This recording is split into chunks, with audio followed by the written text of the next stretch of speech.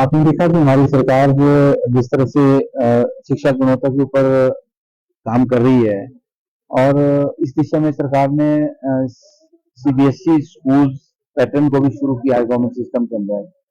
वो सराहनीय कदम है। उससे अभिभावकों का भी विश्वास बढ़ा है और अभिभावक ये मान के चले हैं कि अब हमारे बच्चों को जो है बेहतर शिक्षा मिलेगी।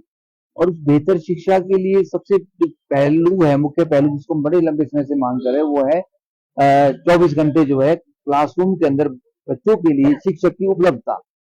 मतलब ये है सीधा सीधा कि जब तक हमारे सरकारी स्कूलों में टीचर्स के रिक्त पद नहीं भरे जाएंगे और रिक्त पद भरने के बावजूद भी टीचर्स को नॉन टीचिंग कार्य से मुक्त नहीं किया जाएगा, एक्सक्लूसिवली टीचर्स को क्लासरूम में बच्चों के साथ इंटरेक्शन के लिए फ्री नहीं किया जाएगा, तब तक हम गुणवत्ता शिक्षा की बात अगर करें तो बेईमानी है।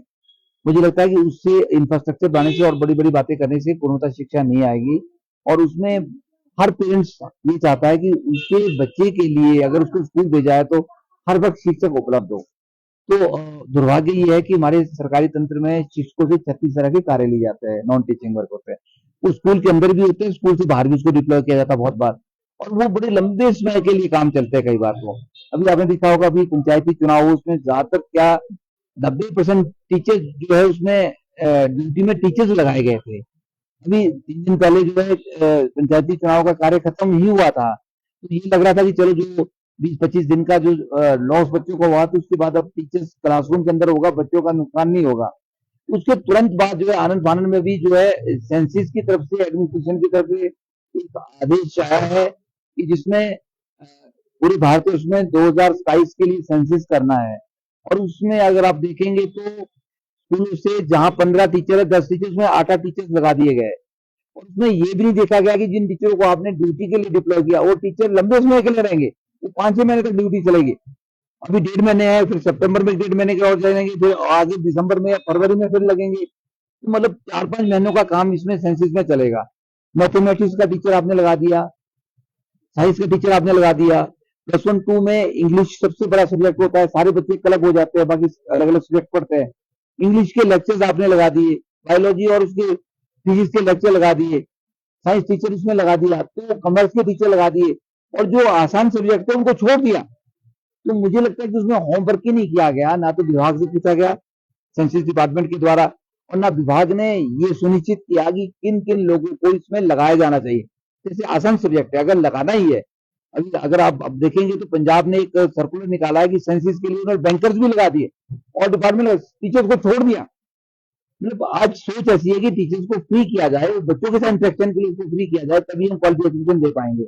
अभी इस संदर्भ में मैं उस वक्त शिक्षा निदेशक से बात करी, मैंने कहा सर ये बहुत दुर्भाग्यपूर्ण है, बहुत फोन आ रहे हैं और हम जिस दिशा में आगे बढ़ रहे हैं बहुत बड़ा क्वेश्चन खड़ा हो जाएगा।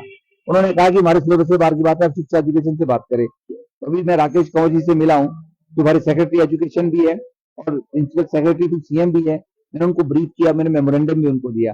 उसके बाद में भी मैं चीफ सेक्रेटरी के पंजी से मिला, उनको बधाई भी दी हमने और उनको बोला कि आपके समक्ष एक बहुत बड़ी समस्या है, जो देश का भविष्य है वो है हमारे बच्चे, उनको बेहतर शिक्षा देने का सरकार और आप प्रयास कर रहे हैं। उसमें एक बहुत बड़ी वादा है कि इसमें जो सेंसस में टीचर्स की ड्यूटी बहुत बल्क में लगा दी, स्कूल से 8-9 लोग लगा दिए। तो मैं ये उनसे निवेदन कर रहा था कि भाई और डिपार्टमेंट को इन्वॉल्व किया जाए। बहुत सी डिपार्टमेंट है, हमारे बोर्ड निगम है, उन उसमें लगा दी, उनसे लंबा काम है, 4 दिन का काम होता है, तो कोई फर्क नहीं पड़ता। जब 1-1 महीने के लिए टीचर गायब हो जाएगा तो उन बच्चों का क्या होगा, उनके भविष्य का क्या होगा, इसके ऊपर मुझे लगता है माननीय मुख्यमंत्री को, शिक्षा मंत्री को, सरकार को इसके ऊपर चिंतन करना चाहिए। मैं भी शिक्षा मंत्री से मिलने का प्रयास कर रहा था, मैंने उनको ऑफिस में भी मेमोरेंडम छोड़ा, मैंने उनको व्हाट्सएप पे भी छोड़ा, भेजा हुआ भी, मैं उनसे बात करने का प्रयास भी किया, वो ऑफिस से निकल गए।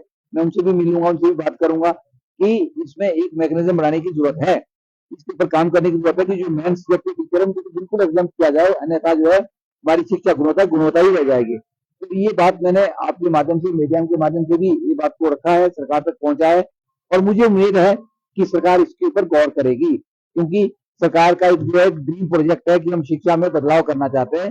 तो इतना बड़ा जो इस जो व्यवधान होने वाला है इन ड्यूटियों के कारण, तो सरकार इसमें ऐसा जोखिम नहीं उठाएगी। तो माननीय शिक्षा मंत्री, माननीय मुख्यमंत्री इस पे पहल करेंगे और जो ड्यूटीज लीव कर दिए टीचर्स आज ही वैसे तो भेज दिए गए और प्रिंसिपल आनंद फानंद वैसे भी लीव कर दिया, तो उनको जो है चेंज की जाए वो ड्यूटियां, ऐसा मेरा मानना है, ऐसी हमारी मांग है हिमाचल राज्य अध्यापक संघ की तरफ से। ये मुझे कहना था। धन्यवाद।